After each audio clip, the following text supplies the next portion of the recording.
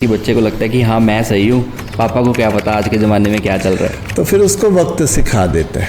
अगर वो नहीं मान के चलता फादर की और वो काम करते ही करता है तो फिर वो उसका जो रिजल्ट आता है उससे उसको पता चल ही जाता है कि फादर ही सही थे। अक्सर कई बार लोग कहते हैं कि हमारे बीच में प्यार ख़त्म हो गया, तो वो प्यार क्यों एक टाइम पे आने के बाद ख़त्म हो जाता है? किस प्रेम में लड़ाइयाँ नहीं होती? मैं कहता हूँ उस रिश्ते में जहाँ लड़ाइयाँ नहीं होती वो रिश्ता ही नहीं है। फादर से कुछ पूछना है तो डर लगता था कि मैं क्या ये चीज़ कर सकता हूँ।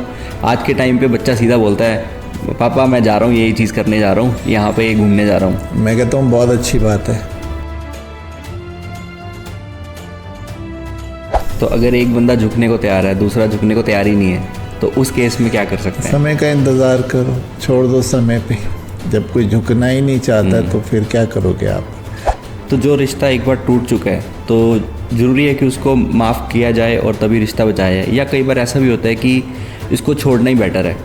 जहाँ मारा पीटी हो जाती है, लड़ाई झगड़े में हाथापाई हो जाती है, मैं कभी भी उस रिश्ते को बनाने की तरफ नहीं कहता कि हाथापाई नहीं होनी चाहिए। आज सबसे बड़ी प्रॉब्लम ये है कि लोग एक दूसरे को टाइम नहीं दे रहे। टाइम की वजह से लोगों के रिश्ते टूट रहे हैं। नहीं, मेरा मानना है कि क्वांटिटी टाइम से बेटर है कि क्वालिटी टाइम दिया जाए। हेलो एवरीवन, स्वागत है आप सबका एक और नए एपिसोड में। आज हम बात करेंगे रिश्तों के बारे में, क्यों अक्सर रिश्ते टूट जाते हैं और अगर रिश्ते टूट चुके हैं तो उनको कैसे दोबारा जोड़ा जा सकता है। आज हम खुल के बात करेंगे हमारे गेस्ट गुरुजी मोक्षाजी जी से। स्वागत है सर आपका हमारे शो में। जी नमस्कार, प्रणाम। कैसे हैं सर? बढ़िया। कैसी लाइफ चल रही है? बस बढ़िया चल रही है, लगे हुए हैं। सर आज रिश्ते इतने इम्पोर्टेंट हो चुके हैं कि पहले के रिश्ते और आज के रिश्ते में बहुत फ़र्क आ चुका है। मैं चाहता हूं कि आप पहले ये बताएं कि एक्चुअल में रिश्ते का मकसद क्या होता है, मायना क्या होता है? रिश्ते प्रेम से बनते हैं, सहयोग से बनते हैं, एक दूसरे को सहयोग देना, दुख सुख के साथ ही तभी रिश्ते होते हैं ना, कि ज़िंदगी आराम से कट जाए, अच्छे से कट जाए। इसके लिए रिश्ते बनाए जाते हैं, जो पारिवारिक रिश्ते हैं। और जो व्यावसायिक रिश्ते हैं उसमें हम ग्रोथ कर सकें और आगे बढ़ सकें, सफलता की ओर जा सकें, तो वो फिर लोगों से ही मेल जोल और लोगों के सहयोग से ही होता है। तो रिश्ते चाहे व्यापारिक हो या व्यावसायिक हो, उनकी वैल्यू तो है आपस में। अगर रिश्ते अच्छे बने रहते हैं तो आदमी समृद्धि की ओर जाता है, खुश रहता है, आत्मा खिलती है उसकी और आगे बढ़ता है, कदम से कदम मिला के चलता है ज़माने के साथ। और कहीं अगर वो उसको भीतर की दुनिया में कोई प्रॉब्लम आती है, कोई बेचैनी व्याकुलता, तो उसका साथी होता है जो उसको संभाल लेता है। तो रिश्ते तो हमेशा ही वैल्यूएबल रहे हैं और आगे भी रहेंगे। आज सबसे बड़ी प्रॉब्लम ये है कि लोग एक दूसरे को टाइम नहीं दे रहे। टाइम की वजह से लोगों के रिश्ते टूट रहे हैं। हस्बैंड वाइफ, माँ बेटा या दोस्तों को हम टाइम ही नहीं दे पा रहे, जिसकी वजह से हमारे रिश्ते टूटे जा रहे हैं। क्या आपको लगता है कि टाइम एक ऐसी वजह है जिससे लोगों के रिश्ते टूट रहे हैं? नहीं, मेरा मानना है कि क्वांटिटी टाइम से बेटर है कि क्वालिटी टाइम दिया जाए अगर, ठीक है ना, किसी भी रिश्ते को। ठीक है, आज समय बहुत कुछ है करने को, समय थोड़ा कम होता है, ये भी करना है, वो भी करना है, इधर भी जाना है, उधर भी जाना है। तो क्वालिटी टाइम भी दिया जा सकता है कि बैठकर फालतू बातें की बजाय एक गहरी बातें की जाए, ठीक है ना उनके। तो मुझे नहीं लगता है कि समय एक बहुत बड़ा फैक्टर है रिश्ते टूटने का। अगर आप भाव है आपके भीतर, प्रेम का भाव है, आप विनम्र हो रिश्तों में, धैर्यवान हो, तो रिश्ते बने रहते हैं, बरकरार रहते हैं। तो टाइम फैक्टर इतना ज़्यादा नहीं है, मुझे नहीं लगता। और दूसरा ये भी है कि ईगो क्लैशेस इतने बढ़ चुके हैं कि लोग गलती मानने को तैयार ही नहीं है। लोग झुकने को तैयार ही नहीं है कि हाँ मैं झुक जाऊं और रिश्ते बचा लूं। अब देखो, झुकना नहीं, समझना पड़ेगा रिश्तों को कि आप कितना मूल्य दे रहे हो सामने वाले को, कितना प्रेम है आपके मन में उसके लिए। अगर प्रेम नहीं है तो डेफिनेटली फिर कड़वाहट और खटास तो रिश्तों में आएगी ना, आप थोड़ा दूर होते चले जाओगे। तो डिपेंड है कि आप कितने दिल से उस रिश्ते को निभाना चाहते हैं। तो ऐसा भी है कि जैसे कम्युनिकेशन गैप आ जाता है कि हस्बैंड वाइफ से बात नहीं कर रहा, कोई आपस में कोई क्लैरिटी नहीं है, तो वो कम्युनिकेशन गैप की वजह से भी रिश्ते टूटते हैं। कम्युनिकेशन तो बनाई जा सकती है, अगर आपको लगता है कि दिल से दूर हो रहे हैं तो कम्युनिकेशन बनाई जा सकती है। अगर फिर भी कम्युनिकेट करके भी अगर रिश्ते नहीं संभल रहे, सामने वाला नाराज़ है, कोई शिकायत है उसके मन में, और आपने पूरा उसको सफाई दे दी, जोर लगा दिया कि वो अपनी करवाहट से बाहर आ जाए, शिकायतों से बाहर आ जाए, अगर फिर भी वो नहीं आता तो थोड़ा समय और दो, इंतज़ार करने दो समय का। तो समय के साथ ही समय काफ़ी कहते हैं ना कि घाव भर देता है, तो फिर थोड़ा समय पे छोड़ दो, थोड़ा तो जैसे अपना प्रयास करते रहो, अपना जो सहयोग प्रेम है जो हो सकता है वो देते रहो। तो जैसे अक्सर हम पहले देखते थे कि सारे लोग इकट्ठे खाना खाते थे टेबल पे, आज हर कोई डाइनिंग टेबल पे तो बैठा है लेकिन हर कोई अपने फ़ोन में बिज़ी है, कोई सोशल मीडिया पे बिज़ी है। वो देखिए हर परिवार का है कि मैंने देखा कुछ परिवार के नियम भी होते हैं कि भाई खाने की टेबल पे फ़ोन छोड़ दो अपना, जब बैठे हैं तो फ़ोन छोड़ दो। और वैसे भी जब आप लोगों के बीच में होते हो तो फिर वो एक औपचारिकता भी, मतलब फॉर्मेलिटी भी कह लो या एक रूल कह लो कि आपको फ़ोन छोड़ना चाहिए। सामने वाला जब फेस टू फेस आपसे कोई भी बात कर रहा है तब फ़ोन बीच में नहीं आना चाहिए। तो ये समझने की बात है। वैसे भी मुझे लगता है कि फ़ोन में अब धीरे धीरे लोग थोड़े फेडअप हो रहे हैं। जैसे वो शुरू में रील्स आ रही थी उसमें देख रहे थे, अब मुझे लगता है कि थोड़ा बाहर आ रहे हैं, परिपक्व हो रहे हैं लोग की ये समय की बर्बादी है, ये सारा जो फालतू की रील्स देखते हैं या फालतू जो ऐसे ही हम मोबाइल पे देखते हैं। हाँ, कुछ नॉलेज की बातें हों, इन्फॉर्मेशन की बातें हों तो वो तो आप थोड़ी देर में ही आप देख के अपने को तसल्ली कर सकते हैं, हो भी जाती है। अब फालतू कोई देखता रहेगा तो वो एक टाइम पे जाके तो रुकेगा ही, और रुक भी रहे हैं लोग। अब उनको समझ आने लग गया कि आंखें ख़राब हो रही हैं, पूरी ये माइंड ख़राब हो रहा है ये फालतू के, क्योंकि वो घूमता तो रहता है ना आपके मन में। तो मुझे लगता है और थोड़ी ज़्यादा दूर नहीं है कि लोग खुद ही अवॉइड करेंगे इस मोबाइल को, कि भाई जब थोड़ा दूर रखें इसे अपने आप। तो धीरे धीरे कोई और डिवाइस आ जाएगी, उससे एडिक्ट हो जाएंगे। नहीं, अभी मुझे लगता है जैसे मुझे लगता है कि अब समझ आ रही है लोगों को कि क्या देखना है क्या नहीं देखना, कितना रहना मोबाइल पे कितना नहीं रहना। धीरे धीरे उसके हार्मफुल इफेक्ट सामने आते जा रहे हैं। हाँ, बाकी देखो जो बड़े हैं, जैसे परिवार में कोई देखता है तो ज़रूर कम्युनिकेट करना चाहिए कि भाई इतना नहीं देखो, कहीं ना कहीं किसी को तो समझ आएगा ना, कुछ तो रुकेगा ना। अब पीछे मैं न्यूज़ पढ़ रहा था कि एक यंग लेडी इवन पूरी रात मोबाइल पे थे तो आंखों की रोशनी चली गई उसकी। तो ये इसके साइड इफ़ेक्ट्स तो आ ही रहे हैं ना सारे। तो लोग जब समझते हैं तो आ जाएंगे बाहर। अच्छा, अगर रिश्ता एक बार टूट जाए तो क्या उसको दोबारा जोड़ा जा सकता है? हाँ, अगर आपके मन में भाव है कि मुझसे गलती हुई है और मुझे नहीं मेरी नासमझी थी इस रिश्ते को तोड़ने में, तो दोबारा उसको जोड़ने के लिए प्रयास किया जा सकता है। झुकना पड़ेगा, अपने आप को अपनी गलती माननी पड़ेगी। तो काफ़ी हद तक है कि रिश्ते बन भी जाते हैं दोबारा। जैसे थोड़ा सामने वाले पे भी है कि वो कितना नाराज़ है आपसे, कितनी शिकायतें लेके बैठा है, कितना कड़वाहट लेके बैठा है आपके लिए। तो अगर पहली बार में नहीं तो दूसरी बार में, तीसरी बार में प्रयास जारी रखेंगे, राइट, तो बन भी जाते हैं। तो अगर एक बंदा झुकने को तैयार है, दूसरा झुकने को तैयार ही नहीं है, तो उस केस में क्या कर सकते हैं? समय का इंतज़ार करो, छोड़ दो समय पे।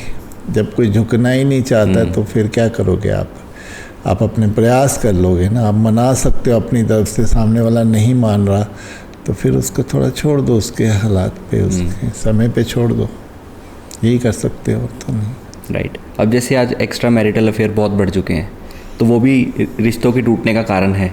तो क्यों ये चीज़ें लोग एक्स्ट्रा मैरिटल अफेयर की तरफ जा रहे हैं? मैरिटल अफेयर डेफिनेटली मिलता तो उसमें भी कुछ नहीं है।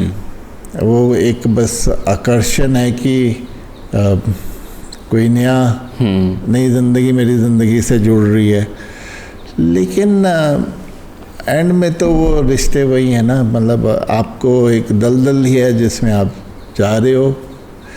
मैं कहता हूँ करण कि कोई भी रिश्ता ना शुरू में बहुत आकर्षित लगता है और बन जाता है, बिल्कुल, लेकिन उसका अंत बहुत दुखांत होता है।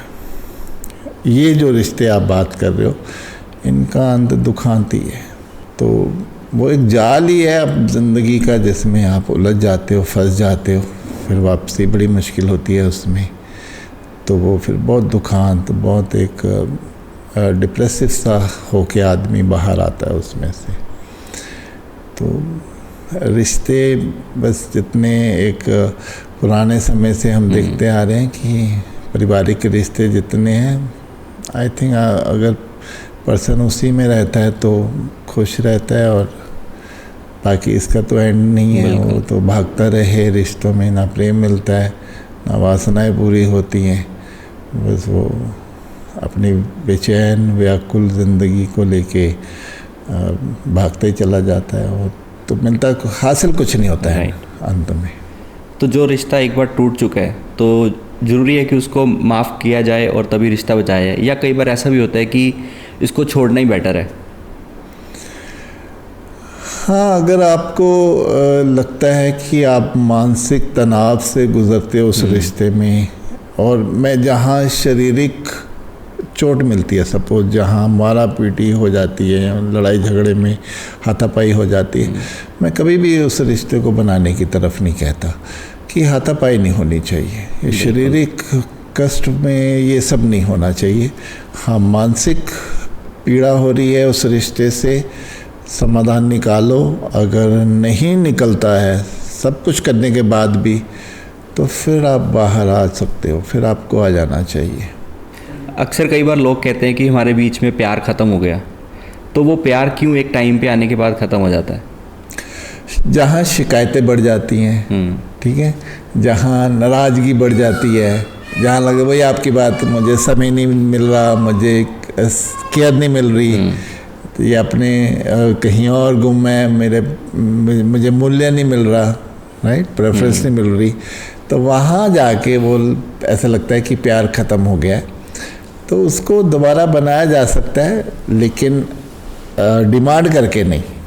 पहले प्रेम देकर, जैसे आप प्रेम देते हो तो फिर सामने वाले से वैसा आता भी है, ठीक है। तो आप अगर नाराज़ होके रहोगे, रूठे रूठे रहोगे, तो सामने वाले के लिए भी थोड़ा मुश्किल हो जाता है फिर कि उसको वापस लेके आना। तो ठीक है, आप करिए उसको जितना हो सके, प्रेम बनाए रखें रिश्ते में। किस प्रेम में लड़ाइयाँ नहीं होती? मैं कहता हूँ उस रिश्ते में जहाँ लड़ाइयाँ नहीं होती वो रिश्ता ही नहीं है, वो तो एक औपचारिकता हो गई। तो ठीक है, लड़ाइयाँ होती हैं, खिंचातानी होती है, लेकिन फिर एक जगह हो जाओ, फिर रिश्ते में जान डाल दो। ये तो आपके हाथ में ही है, दोनों के हाथ में है। अब पहले के टाइम में जैसे ना लोगों में प्यार बहुत होता था, लोग शाम को गलियों में बैठते थे, आज वो कल्चर ख़त्म हो गया, कोई घर से बाहर ही नहीं निकलता। भाई तब आज मॉडर्न ज़माना है, फ़ोन है, बहुत कुछ है, चुनौतियाँ हैं, अपॉर्चुनिटी, रिक्वायरमेंट बढ़ गई, फाइनेंशियल रिक्वायरमेंट बढ़ गई सबकी, तो आदमी थोड़ा उधर उलझ गया। पहले कुछ फ्री होता था, करने को नहीं होता था, तो बैठते थे, घूमते थे। अब बहुत कुछ है, कंप्यूटर आ गए, मोबाइल फ़ोन हाथ में आ गए, तो ज़िंदगी जैसे बदल रही है वैसे ही इंसान भी बदल रहा है। लेकिन सब जगह नहीं है, आज भी जहाँ प्रेम है वहाँ इकट्ठे बैठते हैं लोग, इकट्ठे जाते हैं। ऐसा थोड़ी है कि सारे ऐसे हो गए हैं। तो जिसको प्रेम की वैल्यू पता है वो फिर उसको वैसे ही निभाएगा।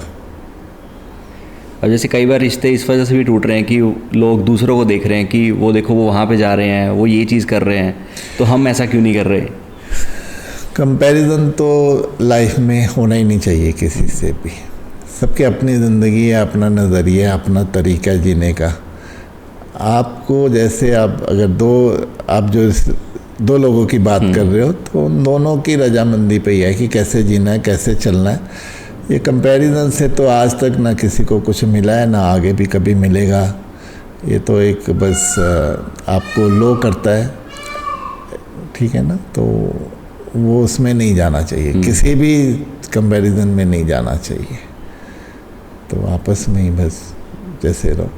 अब देखो, अगर मैं कहता हूँ काफ़ी फाइनेंशियल प्रॉब्लम्स आजकल दिखती हैं रिश्तों में, ठीक है, लेकिन अगर पार्टनर साथ देता है तो उस फाइनेंशियल प्रॉब्लम को भी अच्छे से हैंडल किया जा सकता है। एक लो प्रोफाइल में ही जीना है ना, जब तक फाइनेंशियल प्रॉब्लम है तो वो फिर जीने में क्या प्रॉब्लम है उस लो प्रोफाइल में? किसको दिखाना है? बिल्कुल, दिखावा किसको करना है, शो ऑफ किसको करना है? अपने आसपास के लोगों को। उससे क्या होगा? कोई वाही मिलती है, ये सब भ्रम है, ना समझी है। जैसा है परिस्थिति वैसे अपने आप को ढाल लो, फिर जब ठीक हो जाएगी सिचुएशन फिर वैसे ढाल लो। ये आपकी समझ है सारी, आपकी बुद्धिमत्ता है कि ज़िंदगी को कैसे जीना है, कैसे लेके चलना है। एक माँ बेटे का रिश्ता, एक बाप बेटे का रिश्ता, या पति पत्नी का रिश्ता, या दोस्त के साथ कोई रिश्ता, इन सबको बैलेंस कैसे करके चलें? बैलेंस ही होता है माँ से रिश्ता, बेटे बाप से कई बार रिश्ता। ऐसा भी हाँ, कि वो नहीं होना चाहिए बाप बेटे में, खास कर कि बाप के लिए बेटे पर कि कोई थोप के चले, नहीं तूने ऐसा नहीं ऐसा ही करना है, ये कर वो कर। वहाँ रिश्ता फिर आगे जाके बिगड़ जाता है, बिगड़ सकता है, क्योंकि आज उसकी अपनी इच्छाएं, अपना नज़रिया है बच्चे का, वो जो कुछ करना कुछ और चाहता है, लेकिन प्रेशर जो है उसे वो करने नहीं देता। तो जब उसके पास पावर आती है, उसको अपनी मनमर्जी करने का मौका मिलता है, तो सबसे पहले वो फादर से दूर होता है कि नहीं, इन्होंने मुझसे वो नहीं करने दिया। दोस्त तो फ्री होते हैं, जो आप बोल रहे हो दोस्ती का रिश्ता, वो तो फ्री होता है, जैसे मर्जी बोलो, कोई लिमिटेशन नहीं होती। हाँ, दोनों तरफ से कोई बुरा मानने वाला नहीं होना चाहिए। वो दोस्ती होती है जहाँ कोई बुरा नहीं मानता,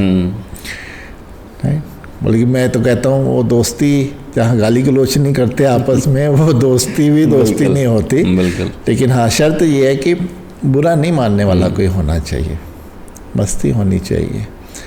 और हस्बैंड वाइफ का तो वो है ही है, जो आप कह रहे हो, वो तो एक अलग रिश्ता है, ठीक है ना।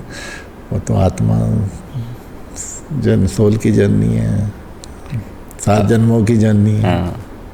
अब पहले ऐसा होता था कि अगर मेरे को अपने फादर से कुछ पूछना है तो डर लगता था कि मैं क्या ये चीज़ कर सकता हूँ। आज के टाइम पे बच्चा सीधा बोलता है, पापा मैं जा रहा हूँ, यही चीज़ करने जा रहा हूँ, यहाँ पे घूमने जा रहा हूँ। मैं कहता हूँ बहुत अच्छी बात है कि अगर वो ओपन है अपने फादर से, तो फादर अपने अनुभव भी दे सकते हैं, देते ही हैं, ठीक है ना। अगर बेटा खुल के बात करता है तो फादर भी फिर खुल के बात करता है कि भाई, अगर फादर को लगता है कि वो गलत रास्ते पे भी जा रहा है और मुझसे खुल के बात कर रहा है, तो वो उस रास्ते की पॉइंट बता सकता है कि यहाँ ये मुश्किलें हैं, यहाँ ऐसे है, अगर तुम जा ही रहे उस रास्ते पे तो संभल के जाना, यहाँ ये नुकसान हो सकता है, यहाँ ये नुकसान हो सकता है। पहले तो बात ही नहीं करते थे पुराने ज़माने में, चुपचाप अगर कर भी लेते थे तो, लेकिन अगर आज बात हो रही है एक दोस्त की तरह, तो मैं कहता हूँ बहुत अच्छी बात है। मतलब पहले एक डर होता था कि हाँ मैं बाप के सामने कुछ बोल नहीं सकता। मैं तो कहता हूँ अगर डर निकल रहा है ज़िंदगी में, आप ओपन हो रहे हो फादर के साथ, अपने परिवार के साथ कम्युनिकेशन में, और आपको फिर वो अच्छा है, मैं कहता हूँ कोई बुराई नहीं है उसमें। वो अपने अनुभव दे सकते हैं उसको संभल कर चलने को सिखा सकते हैं कि भाई यहाँ ऐसे संभल के चलना चाहिए तुम्हें। तो कई बार ऐसा भी होता है कि बच्चे को लगता है कि हाँ मैं सही हूँ, पापा को क्या पता आज के ज़माने में क्या चल रहा है। तो फिर उसको वक्त सिखा देता है। अगर वो नहीं मान के चलता फादर की, और वो काम करते ही करता है, तो फिर वो उसका जो रिज़ल्ट आता है उससे उसको पता चल ही जाता है कि फादर ही सही थे।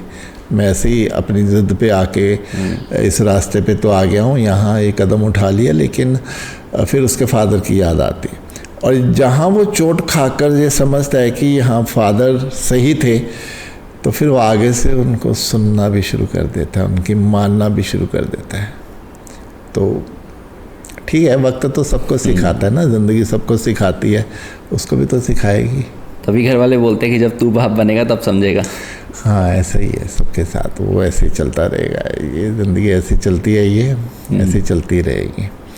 बाकी रिश्तों में मैं एक ही चीज़ कहूँगा कि सब्र होना चाहिए।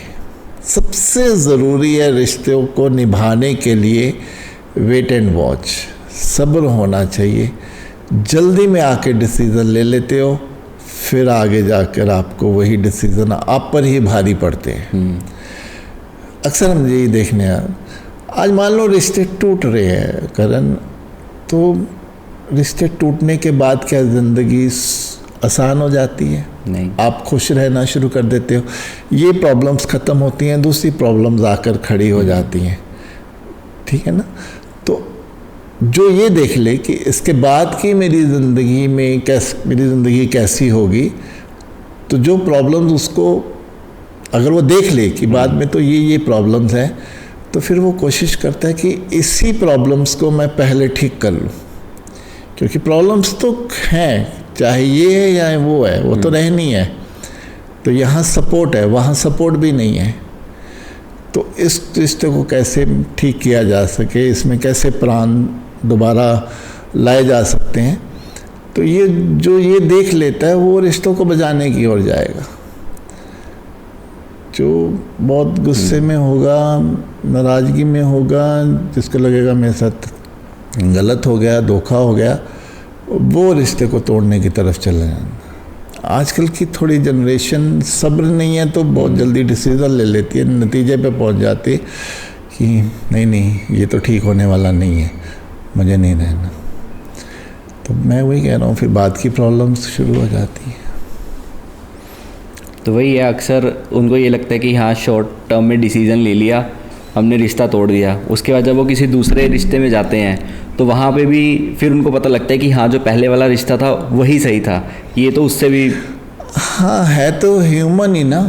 अगर एक रिश्ते को तोड़कर दूसरे से रिश्ता बनाया जाता, वो भी तो ह्यूमन है। उसका अपना माइंड है, आपका अपना माइंड है। अगर यहाँ पहले माइंड से आप क्लैश होकर आए हो, तो आगे भी दूसरे माइंड से भी तो आप क्लैश हो गए ना। बिल्कुल।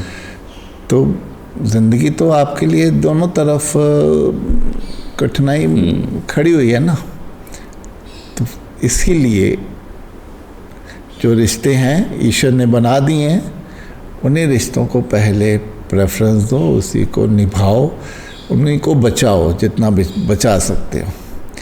नए रिश्ते में भी तो प्रॉब्लम ही है ना, प्रॉब्लम्स ही प्रॉब्लम्स हैं। गुरुजी, अध्यात्म को आप रिश्तों के साथ कैसे जोड़ते हो? अध्यात्म में तो देखिए आपके लिए सारे रिश्ते एक जैसे हैं। आप सबके लिए ओपन दिल खोल के चलते हो, किसी से आपको कोई नाराज़गी नहीं है, किसी से कोई अपेक्षा नहीं है, किसी से कोई आस नहीं है। आप सबको आज़ादी देते हो कि हाँ जैसे जीना है आप जियो, चाहे वो परिवार में है, ठीक है। तो आप भी वैसे जीते हो, अपने आप को लेके चलते हो, ना आप किसी पे अंकुश लगाते हो, ना कोई अंकुश किसी को अलाउ करते हो कि मुझ पे लगाया जाए। तो अध्यात्म की नज़र से देखोगे तो सारे रिश्ते ओके हैं। और यहाँ मैं कहता हूँ कि रिश्ते बिगाड़ कर कुछ भी मिलता नहीं है, क्योंकि एक रिश्ता आप बिगाड़ोगे और दूसरा बनाओगे तो दूसरा कहाँ तक सही चलेगा आपके साथ। तो अध्यात्म की नज़र से तो आप अकेले हो, आप फ्री हो, और आप सबको सहयोग दे रहे हो, सबके लिए करुणा रख के चल रहे हो कि ठीक है, उसके अपने विचार हैं, उसकी अपनी समझ है, अपनी दूरदर्शिता है, अपना नज़रिया है, उसने ज़िंदगी को अपने हिसाब से जीना है, मैंने अपने हिसाब से जैसा मेरा मैं वैसे जीना है। तो ना वो गलत, ना मैं सही, ना मैं गलत, ना वो सही। जिसको जैसे ठीक लगता है वो वैसे जी रहा है। अगर वो कहीं गलती कर रहा है तो आपको लगता है कि वो गलती कर रहा है और आप उसको संकेत देते हो कि ये थोड़ा गलत है, और फिर भी नहीं मानता, तो इंतज़ार करो, वो वक्त उसको सिखा देगा, ठीक है ना। तो वक्त उसके लिए तो भी ईश्वर काम कर रहा है, कुदरत काम कर रही है। आपके लिए भी कर रही है, तो उसको भी सिखाएगी। आप भी तो सीख कर यहाँ तक पहुँचे। तो अध्यात्म से तो अपने अकेलेपन, अपने एकांत की ओर चलें। अब देख लिया, जब आपने रिश्तों की खींचातानी को देख लिया, मान लीजिए लोगों के माइंड को देख लिया, अपने आसपास के, बाहर के लोगों को, परिवार के लोगों को, तो आपको शिकायत किसी से नहीं है। आप भाग किसी से भी नहीं रहे हो। आप बस ठहर गए हो भीतर, आप रुक गए हो, आप सबको वैल्यू कर रहे हो, लेकिन आप अपना अकेले में जी रहे हो। आप अपना आनंद में आना शुरू हो रहे हो। आपकी अपेक्षाएं ख़त्म हो रही हैं दूसरों से। आपकी एक होप भी ख़त्म हो रही है, लेकिन आप सहयोग, प्रेम पूरा लेके चल रहे हो उनके साथ। तो ज़िंदगी को ऐसे जीना चाहिए। एक लास्ट मैसेज जो आप ऑडियंस को देना चाहते हो, जो लोग दुखी हैं, जिनके रिश्ते टूट चुके हैं या जिनके रिश्ते टूटने पे आ चुके हैं, उनको आप क्या मैसेज देना चाहते हो? मैं तो यही कहूँगा कि अध्यात्म की नज़र से कि ये अपने मोह से छूटो, रिश्तों के मोह से। मैं नहीं कहता कि आप शारीरिक तौर पे छूटो, आप मानसिक तौर पे अपने आप को सेटल करो, मजबूत करो। वैसे भी ज़िंदगी किसकी कब चली जाए, ठीक है ना। मृत्यु तो सबकी कभी भी, किसी के भी, कहीं पे भी आ सकती है। हम इतना कुछ देखते हैं, पढ़ते हैं। तो इतना भी मोह ना रखो कि वो इंसान अगर आपकी ज़िंदगी से किसी भी कारण से चला जाए तो आप ज़िंदगी से रूठ जाओ। आप भारीपन, उदासी, निराशा लेकर अपने ज़िंदगी में चलो, ये नहीं होना चाहिए। अकेले हैं, अकेले का सफ़र है, अकेले ही जाना है, उसका अपना सफ़र है। तो किसी के रास्ते पे ज़्यादा आओ नहीं, अपने रास्ते पे ज़्यादा किसी को आने नहीं दो। बस रिश्ते जो बनते हैं अपनी तरफ से पूरा हो सके सहयोग दो, निभाओ जितना आप कर सकते हो। उसके लिए सब्र चाहिए, वो सब्र लेके चलो। तो वो बस ये मैं रिश्तों के लिए कहना चाहूँगा कि सारे रिश्ते वैल्यूएबल हैं। आप किसी से भी ये मुंह मोड़ के या दुखी होके या उनको ब्लेम करके, आरोप लगाकर, दोष देकर नहीं बढ़ो आगे। उससे आपको भी कुछ हासिल नहीं होगा, बिल्कुल मिलेगा कुछ नहीं ना। तो यही मेरा संदेश है। बहुत बहुत धन्यवाद सर। हाँ जी, थैंक यू, धन्यवाद।